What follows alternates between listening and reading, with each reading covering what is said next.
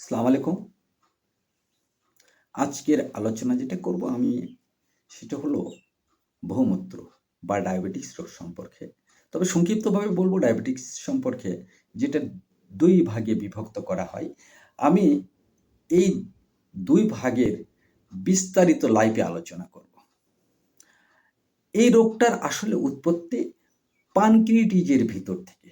অর্থাৎ পানক্রিয়াটিসের ভিতরে যে ইনলেটস অফ ল্যাঞ্জার্স নামের এক প্রকার কোষ থাকে।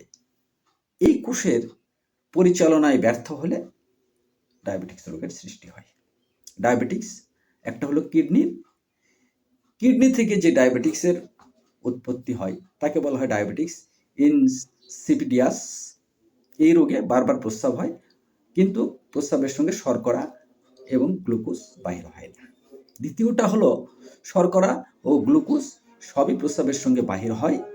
এটাই হলো প্রকৃত ডায়াবেটিস, যাকে বলা হয় মধুমেহ রোগ অথবা ডায়াবেটিস মেলিটাস। অবশ্যই আপনারা বেশি বেশি প্রস্রাব হলে আপনারা পরীক্ষা নিরীক্ষার মাধ্যমে এর চিকিৎসা নিলে আল্লাহ পাক আপনাকে সুস্থ রাখবে, এই আশাবাদ ব্যক্ত রেখে যদি ভালো লাগে অবশ্যই লাইক কমেন্ট দেবেন। আপনাদের হায়াত দারাজ করে আগামী ভিডিও নিয়ে আবার হাজির হব। ধন্যবাদ। আসসালামু আলাইকুম। আল্লাহ হাফেজ।